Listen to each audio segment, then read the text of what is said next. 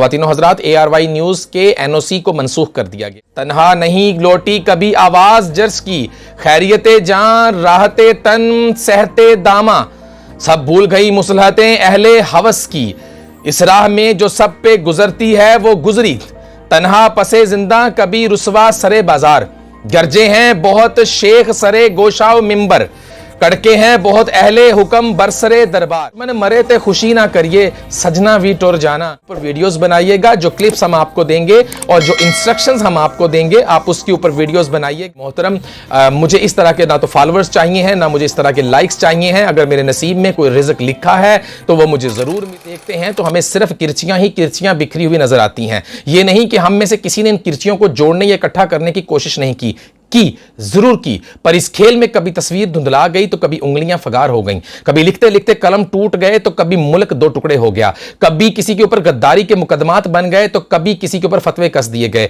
कभी शिर्क की डेफिनेशन सियासत के साथ जोड़ हासिल थी लेकिन ना मरियम नवाज पे साबित हुआ, ना नवाज शरीफ पे साबित हुआ, ना हमजा शहबाज पे साबित हुआ, ना शहबाज शरीफ पे साबित हुआ। इमरान खान साहब, आप बहुत अच्छे लीडर थे, आप एक ही तरफ, दोनों तरफ आपके एक ही झंडे हो की मां के ऊपर हम माफी मांगते हैं। आप यकीन कीजिए इमरान खान साहब, करवट लेगा वक्त फौरी, उसी वक्त सब कुछ बदल जाएगा। लेकिन आपको समझदा वो कहंदा ओ तू इमरान खान दा पुत्र सी, सॉरी मेरे को गलती होगी, मैंने तो पता ही नहीं लग्या।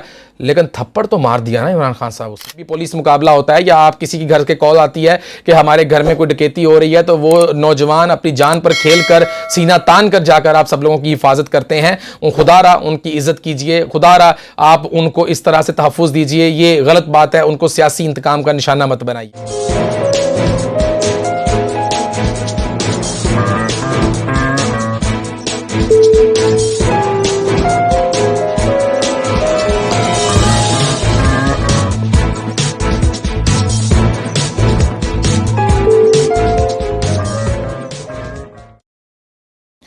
औज़ुबिल्लाहि मिनश्शैतानिर्रजीम, बिस्मिल्लाहिर्रहमानिर्रहीम। शुरू करता हूँ अल्लाह तबारक व तआला के बबरकत नाम से जो निहायत मेहरबान और रहम करने वाला है। मोहम्मद शाहिद मिर्ज़ा आपकी खिदमत में हाजिर है।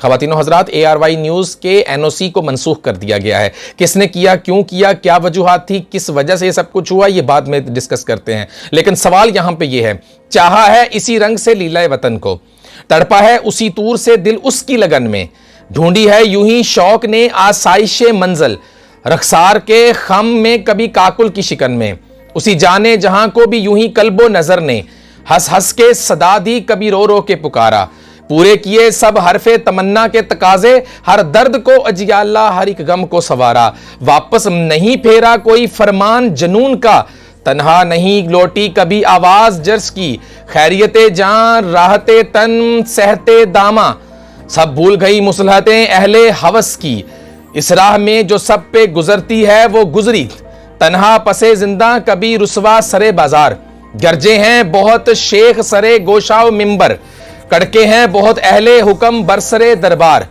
छोड़ा नहीं गैरों से ने कोई नौके दशनाम, छूटी नहीं अपनों से कोई तर्जे मलामत, इस इश्क ना उस इश्क पे नादम है मगर दिल, इस इश्क ना उस इश्क पे नादम है मगर दिल, हर दाग है उस दिल में बजस दागे नदामत।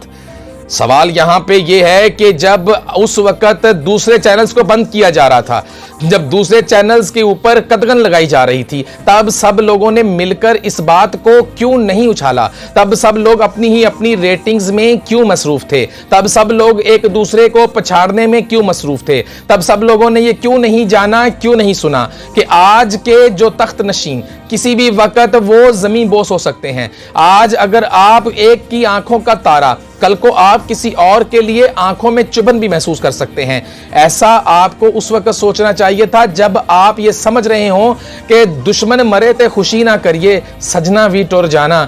इस बात को समझने के लिए आपको सबसे पहले उसी तरह से यकजा होना है जिस तरह से हम अपने व्लॉग्स में कहते हैं कि सबसे पहले एक कौम बनना जरूरी है। हर लिहाज से, हर तरह से मजम्मत करते हैं कि किसी भी तरह से किसी भी चैनल को इस तरह से बंद नहीं किया जाना चाहिए, लेकिन चैनल्स की को भी अपने एक दायरा कार में जो कि उनके लिए वदा कर दिया गया है उसके अंदर रहकर ही सारे काम करने चाहिए। हमने माजी में भी देखा कि अगर किसी के ऊपर पाबंदी लगी तो उसके पीछे भी वजूहात थी, लेकिन सवाल यहां पे ये नहीं है। सवाल यहां पे ये है कि जब आप लोग एक दूसरे की बंदिश या एक दूसरे की बर्बादी का तमाशा देखते हुए जश्न मना रहे थे, तब आप लोग ये क्यों भूल गए कि अर्ली सेलिब्रेशन के हमारे लिए इस दुनिया में कितने ही वाकयात हैं कि मंजिल पर पहुंचकर ही सेलिब्रेशन करते हुए कभी कभी कश्ती बिल्कुल साहल के किनारे पे भी डूब जाती है। आपको ये बातें उस वक्त भी सोचनी और समझनी चाहिए थी। तीनों हज़रात, यहां पे हम आपको बहुत इंटरेस्टिंग एक न्यूज़ शेयर करना चाहते हैं आपसे कि हमने जो रात वाला व्लॉग बनाया था उसमें नून लीग के बारे में कुछ बातें की गई थी, और जाहिर सी बात है कि जो भी गलत करता है हम उसको क्रिटिसाइज करेंगे, वो चाहे कोई भी पार्टी हो, क्योंकि हम लोग किसी एक पार्टी के लिए काम नहीं करते। हमारा काम जर्नलिज्म है और वो बिल्कुल फैक्ट्स के ऊपर है, वो चाहे कोई भी पार्टी हो। लेकिन फर्क यहां पे यह है कि यहां पे पसंद और नापसंदीदगी का इजहार किया जाता है।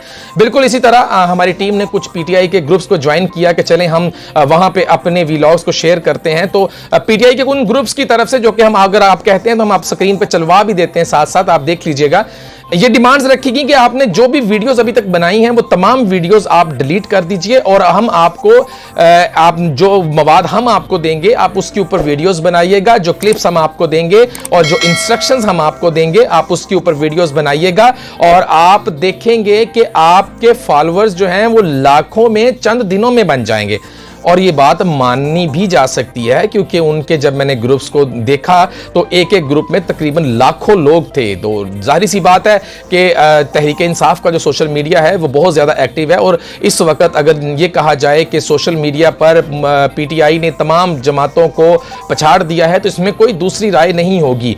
लेकिन मेरा उनको जवाब ये है कि मेरे मोहतरम, मुझे इस तरह के ना तो फॉलोअर्स चाहिए हैं, ना मुझे इस तरह के लाइक्स चाहिए हैं। अगर मेरे नसीब में कोई रिज़्क लिखा है तो वो मुझे जरूर मिलेगा, और वो चाहे थोड़ा देर से मिल सकता है, लेकिन मुझे ऐसा शॉर्टकट नहीं चाहिए जिसमें बज़ाहिर सामने तो मैं हूं, बज़ाहिर बोल तो मैं रहा हूं, लेकिन मेरे पीछे जुबान किसी और की हो। मेरे मुंह से किसी और इदारों को, या मेरे मुंह से पाक फौज को, या मेरे मुंह से इस अदलिया को किसी से भी गालियां निकलवाई जाए, मैं ये काम नहीं कर सकता। मैं इन तमाम बातों से माजरत चाहता हूं। मुझे आपके ना तो लाइक्स चाहिए, ना मुझे आपके फॉलोअर्स चाहिए। अगर अल्लाह ताला की जात ने मेरे लिए कुछ बेहतर लिखा है तो यकीनन वो मैं उसका इंतजार करूंगा।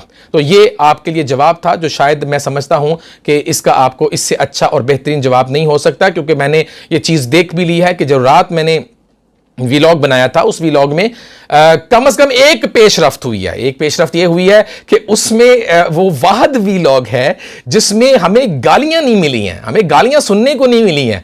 मतलब एक लम्हे के लिए थोड़ा सा दिल को इत्मीनान हुआ कि शायद आज गालियां नहीं पड़ी, क्या बात है, कहीं सुधर तो नहीं गई वो ब्रिगेड।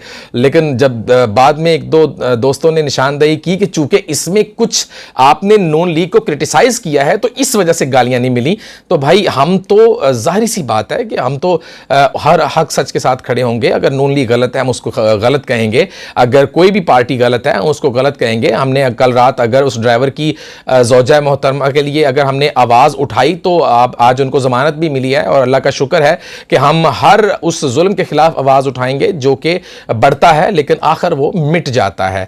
तो इसी तरह हम आपको अब आगे और भी जो न्यूज़ हैं वो हम आपसे शेयर करना चाहते हैं कि इस वक्त जो पाबंदी लगी है ARY पे, हम उसकी भी मजम्मत करते हैं। ऐसा होना नहीं चाहिए, इस्लाहात होनी चाहिए। यकीनन ये बात मानने वाली है, और यकीनन इस बात से कोई भी डिनाई नहीं कर सकता है कि इस्लाहात जो हैं वो होना बहुत ज़रूरी हैं। अगर इस्लाहात बर वक्त कर ली जाएं तो वो ज़्यादा बेहतर होती हैं, ना कि एक ऐसा मौका पेश आ जाए कि जहां पर आकर वापसी का कोई रास्ता जो है वो नज़र ना आए। ख़वातीनो हज़रात, पाकिस्तान को बने 75 साल हो चुके हैं, और इन 75 सालों में हमने गुलामी से निजात हासिल करने के लिए इस पाकिस्तान को हासिल किया था, जिसको नारा लगाया था कि इस पाकिस्तान का मतलब क्या, ला इलाहा इल्लल्लाह। हम ताकि एक बहैसियत कौम इस पूरी दुनिया को बता सके कि हम कितनी मजबूत कौम हैं। शुरुआत के पाकिस्तान में तो हमने ये सब कुछ देखा, लेकिन आज हम जिस चौराहे पर खड़े हैं, हम जब पीछे मुड़कर देखते हैं तो हमें सिर्फ किरचियां ही किरचियां बिखरी हुई नजर आती हैं। ये नहीं कि हम में से किसी ने इन किरचियों को जोड़ने या इकट्ठा करने की कोशिश नहीं की।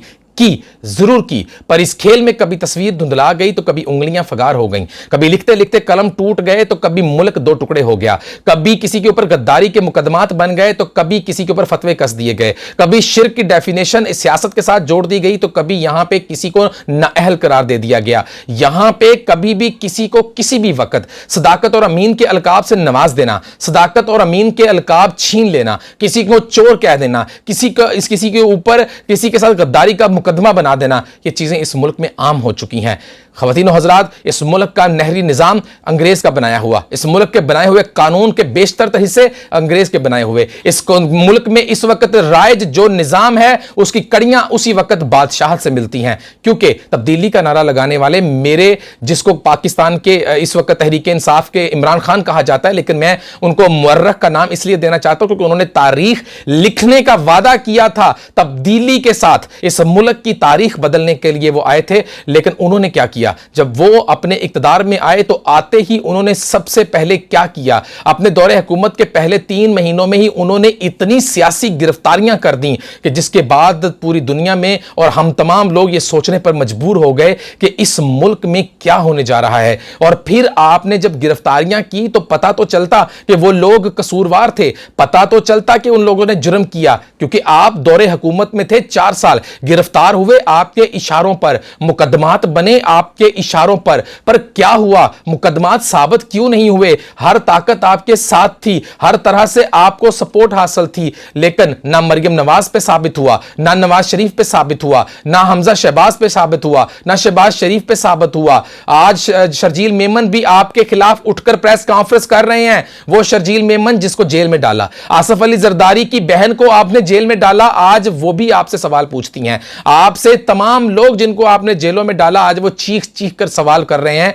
कि मेरा क्या कसूर था? ए तारीख लिखने वाले मुअर्रख, आपने आज आकर इस मुल्क की तारीख का हशर नशर कर दिया है। आपने आकर इस मुल्क को उस चौराहे पर खड़ा कर दिया है कि आज हमें यह समझ ही नहीं आ रहा कि इस मुल्क में हुकूमत किसकी है, इस मुल्क की हुकूमत को चला कौन रहा है, इस मुल्क का वजीर आजम इस वक्त कौन है? क्या इस मुल्क का पीडीएम का नाम कभी किसी ने सुना था? अगर आपने सबको इकट्ठा कर दिया तो याद रखिए ये इकट्ठा करने में भी आप ही का कसूर है। आप ही किसी को यकजहती का सबक देते हैं। अपने दुश्मन को आप जब जेर करना होता है तो आप उसके ऊपर बहुत तरीके से वार करते हैं। आप जज्बात में या जोश खिताबत में आकर अपने ही पांवों पर इस तरह से कुल्हाड़ियां नहीं मारते। इमरान खान साहब, आप बहुत अच्छे लीडर थे, आप बहुत अच्छे लीडर साबित हुए, लेकिन आप एक अच्छे सियासतदान साबित नहीं हो सके। माजरत के साथ मैं ये बात कहना चाहता हूं, क्योंकि आप जब बयानात देते हैं, आपने जो ब्रिगेड रखी हुई है, और उसके बाद मैं ये कहना चाहूंगा कि शायद आपको डबोने वाले और आप जिन नौजवानों की उम्मीद की किरण थे, आप जिन नौजवानों के लिए कीमती असासा थे, उन नौजवानों को अब ये बताइए कि मैंने जो मशीर रखे थे, मैंने जो इंपोर्ट करके बाहर के मुल्कों से डुअल नेशनैलिटी होल्डर्स लोग लेकर आया था, उन्होंने मेरी पार्टी को इस चौराहे पर लाकर खड़ा कर दिया है। उन लोगों ने अपने जाती मफादात की खातिर आज मुझे यहां पर लाकर खड़ा कर दिया है।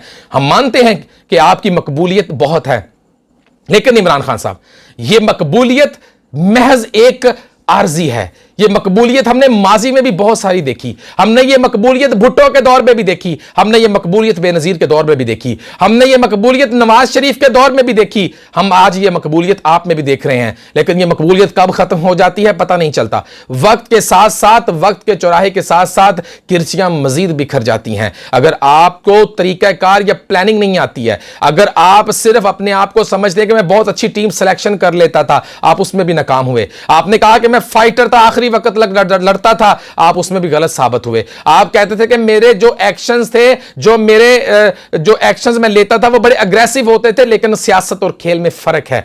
इमरान खान साहब, सियासत एक और चीज है जिसको एक पूरे मुल्क के लिए करना होता है, खेल एक और चीज है जिसमें आप 11 लोगों के साथ खेलते हैं, गो कि आप पूरे मुल्क के लिए उसकी रिप्रेजेंट कर रहे होते हैं उस मुल्क को। लेकिन जब आप हार जाते हैं तो फिर आप कुछ और कर नहीं सकते हैं, दोबारा खेलते हैं, दोबारा जीत जाते हैं। लेकिन सियासत एक ऐसी चीज है जिसमें अगर آپ ایک ملک کے اوپر 4 سال تک حکمرانی کریں, اس ملک کے خزانوں کے اوپر آپ بیٹھ جائیں, اس ملک کے ایٹمی اثاثوں کے اوپر آپ بیٹھ جائیں, اس ملک کی معیشت آپ کے ہاتھ میں ہو, اس ملک کی تقدیر آپ کے ہاتھ میں ہو, اس ملک میں سیاستدانوں کے فیصلے آپ نے لکھنے ہوں, تو پھر اس ملک کے 4 سال کے بعد اگر آپ یہ کہیں کہ مجھ سے صحیح طرح سے کھیلا نہیں گیا, مجھے پچ جو ملی تھی وہ ٹھیک نہیں تھی, یا باؤلر نے اینڈ میں آ کر آخری اوور میں باؤنسر ذرا زیادہ مار دیے, یا آپ یہ کہتے ہیں کہ جو باؤلر تھا اس نے بھاگ کر تو تیزی سے آیا لیکن آتے ہی اس نے دوسرا کروا دیا, تو عمران خان صاحب یہ سارے آرگومنٹس آپ کے غلط ہیں. آپ کو یہ باتیں تسلیم کرنی چاہیے کہ آپ سے بہت بڑی غلطیاں ہوئی ہیں, اور اگر آپ ان کو آ کر پوری عوام کے سامنے جس طرح سے آپ 2 جھنڈے لگا کر, ایک اپنی رائٹ سائڈ پہ ایک اپنی لیفٹ سائڈ پہ, کاش ہی اچھا ہو اگر صرف ایک ہی طرف, دونوں طرف آپ کے ایک ہی جھنڈے ہو پاکستان کے, ان جھنڈوں کے سامنے کھڑے ہو کر اگر آپ آ کر یہ کہہ دیں کہ مجھ سے غلطیاں ہو گئیں, ہم سے, میری پارٹی سے, ہم سب لوگوں سے بہت بڑی غلطیاں ہوئیں, ہم تمام قوم سے معافی مانگتے ہیں, ہم اداروں کے خلاف ہم نے جو کیمپین کو ہم صرف تردید نہیں کر سکے, آپ نہ مانیے کہ آپ نے کی تھی, صرف تردید نہیں کر سکے, ہم اس کی ایما کے اوپر ہم معافی مانگتے ہیں. آپ یقین کیجئے عمران خان صاحب کروٹ لے گا وقت فوری, اسی وقت سب کچھ بدل جائے گا, لیکن آپ کو سمجھائے تو سمجھائے کون؟ بات یہ ہے کہ گھنٹی باندھے کون؟ بات یہ ہے کہ آپ کو سمجھانے والے شاید آپ کو سب سے زیادہ برے لگتے ہیں, لیکن جنہوں نے آپ کی زبان بولی آج وہ سب لوگ کدھر ہیں؟ جن لوگوں نے آپ کی زبان کو دوسروں کے خلاف استعمال کیا وہ آج کدھر ہیں؟ آپ کے بنائے ہوئے انصافی اینکرز آج کدھر ہیں؟ آپ کے بنائے ہوئے وہ ویلاگرز یا وہ چینلز آج بند ہو رہے ہیں. آپ کے بنائے ہوئی زبان کو بولنے ہوئے اس ملک کے اداروں کی سالمیت کے خلاف, اس ملک کے اداروں کے سربراہوں کے خلاف آپ نے جو زبانیں لوگوں کو سکھا دیں, اس کا نتیجہ آج بہت ہی بھیانک نکل رہا ہے. عین ممکن ہے کہ اب یہ وقت آ جائے کہ اب ان تمام لوگوں کو وہ باتیں ان کے کنٹرول سے باہر ہوتی ہوئی دکھائی دے رہی ہیں. شہباز گل صاحب کا اعتراف جرم کس طرف جائے گا, کس اونٹ کروٹ کس کروٹ بیٹھے گا, اب اس کا فیصلہ کیا ہونے جا رہا ہے؟ شاید آنے والے دنوں میں اب آپ کے لیے مزید مشکلات سامنے آ سکتی ہیں, کیونکہ اس وقت جو ثبوت اور جو مواد اداروں کے پاس ہے وہ بہت ہی زیادہ بھیانک ہے. اس سے بہت زیادہ ثبوت ان کے پاس ہیں جو اس وقت میڈیا کے سامنے ہیں. اس وقت آئے دن روز نئے سے نئے لوگ آ کر اعتراف جرم کر رہے ہیں, ہر روز نئے سے نئے مواد ہمارے سامنے آ رہے ہیں, ہر روز لوگ آ کر یہ گواہی دے رہے ہیں کہ ہم نے پاکستان تحریک انصاف کی زبان اپنے اداروں کے خلاف استعمال کی. عمران خان صاحب یہ چیزیں آپ کو اس بات کی نشاندہی کرتی ہیں, آپ اس کو جتنے مرضی رنگ دے دیجئے. آپ اس وقت بیک ڈور چینل سے امریکہ کے ساتھ رابطے میں بھی ہیں اور آپ یہ سمجھ بھی رہے ہیں کہ آپ اب جو ہے وہ اداروں کے ساتھ صلح کرنا چاہتے ہیں, لیکن کیسی صلح؟ اس کو کیا نام دینا چاہتے ہیں آپ؟ یہ کس طرح کی صلح ہے؟ آپ پہلے اداروں کو پچھاڑ کر رکھ دیتے ہیں. یہ ایک وہ بات ہوئی کہ ایک پنجابی میں کہاوت کہی جاتی ہے کہ جب پولیس والا کسی کو پکڑتا ہے تو وہ پہلے 2 تھپڑ ماردا, وہ کہندا او تو عمران خان دا پتر سی, سوری میرے کو غلطی ہوگی, میں تو پتہ ہی نہیں لگیا, لیکن تھپڑ تو مار دیا نا عمران خان صاحب اس نے. بعد میں تو وہ بھلے بے شک کہہ دے کہ تم عمران خان کے بیٹے ہو.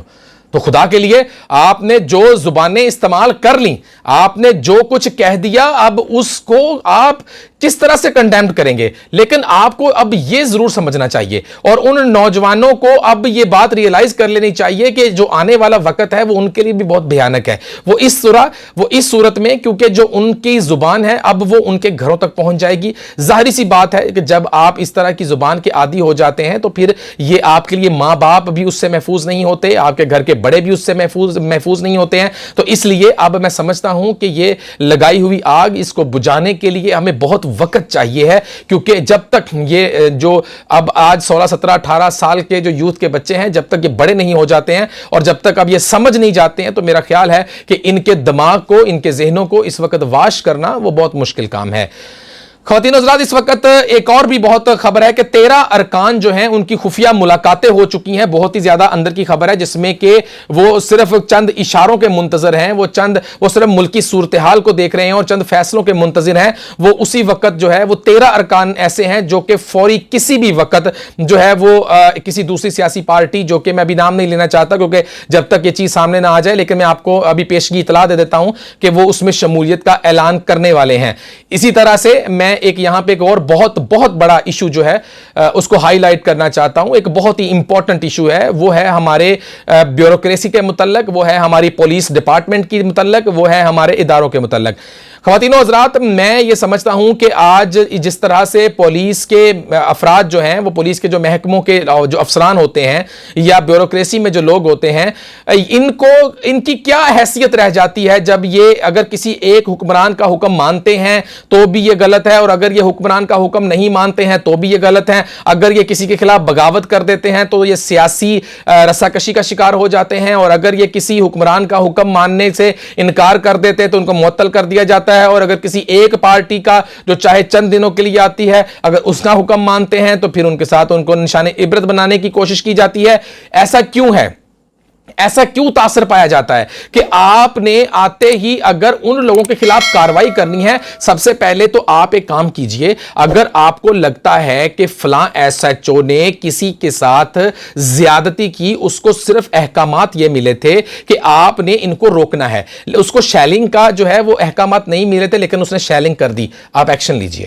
اگر اس کو یہ احکامات ملے تھے کہ آپ نے لاٹھی چارج نہیں کرنا لیکن اس نے کر دیا, آپ ان کے خلاف آپ جو ہے ایکشن لیجئے. لیکن اس طرح سے ان کو تحفظ کون دے گا؟ میں چشمدید گواہ ہوں, ایسے میں نے پولیس افسران کو دیکھا ہے جنہوں نے ماضی میں افتخار چودھری کی کیمپین کے دوران انہوں نے اوپر سے احکامات کو مانا, اور بعد میں جو ان کے ساتھ ہوا وہ تمام لوگ پوری قوم جانتی ہے. تو خدا کے لیے میں اپنی عدلیہ سے یہ ریکویسٹ کرتا ہوں کہ کوئی ایسا لائحہ عمل تیار کر دیں کہ اگر یہ ان پولیس کے جو افسران ہیں, نوجوان ہیں جو کہ اپنی جانیں قربان کر کر اس ملک کی حفاظت کرتے ہیں, جو کہ میں سمجھتا ہوں کہ جن کی بہت قربانیاں ہیں ہمارے لیے, ہماری حفاظتوں کے لیے, ان کو تحفظ فراہم کیا جائے کہ اگر وہ کون سے ایسے فیصلے ہیں یا کون سی ایسی فیصلوں کی پاداش ہے جس کو انہوں نے ماننا ہے اور جس کو انہوں نے نہیں ماننا ہے. کیونکہ اگر ان کو یہ سمجھایا جاتا ہے کہ آپ نے اس مارچ کو روکنا ہے, اب ظاہری سی بات ہے ان کو یہ تو نہیں کہا جاتا کہ کچھ لوگوں کا جو ہے وہ گروہ اکٹھا ہو رہا ہے,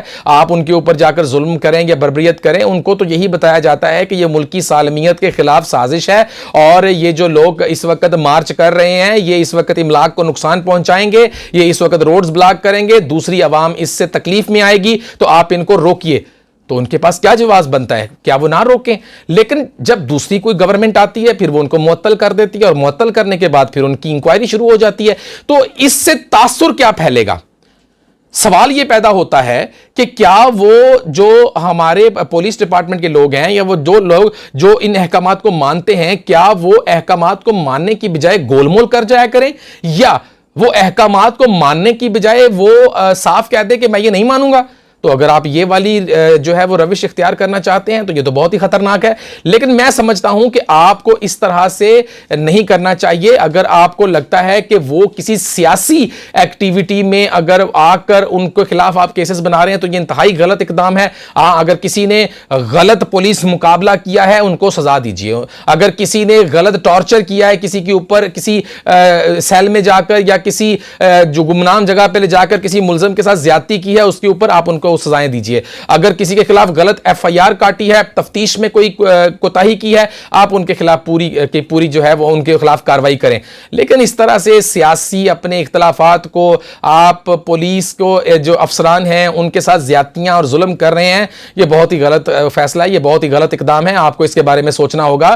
ان کی بھی بہت ساری قربانیاں ہیں. کوئی بھی پولیس مقابلہ ہوتا ہے یا آپ کسی کی گھر کے کال آتی ہے کہ ہمارے گھر میں کوئی ڈکیتی ہو رہی ہے, تو وہ نوجوان اپنی جان پر کھیل کر سینہ تان کر جا کر آپ سب لوگوں کی حفاظت کرتے ہیں.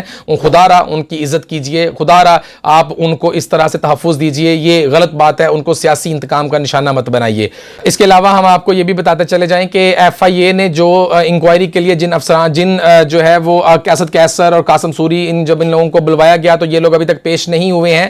تو امید کرتے ہیں یہ بھی اداروں کے ساتھ تعاون کریں گے اور فارن فنڈنگ کیس میں یہ اپنے دلائل دیں گے, اور امید کرتے ہیں کہ یہ اپنے حق اور سچ کے اوپر آ کر دلائل دیں گے, اور امید امید یہ بھی کرتے ہیں کہ ان کے دلائل کو مانا اور تسلیم بھی کیا جائے گا، لیکن ثبوت اور گواہان اور تمام مواد کی موجودگی میں اب یہ چیزیں جو نظر آ رہی ہیں بظاہر، وہ بظاہر اچھی نظر نہیں آ رہی ہیں۔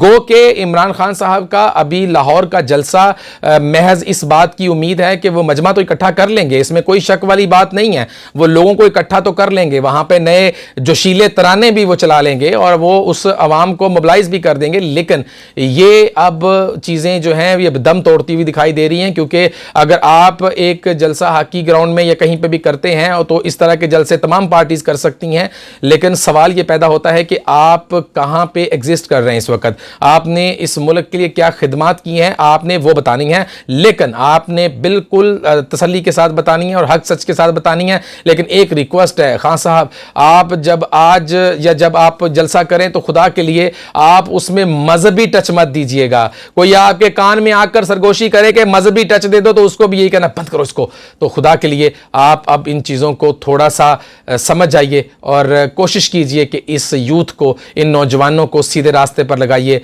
اجازت چاہوں گا، اللہ حافظ۔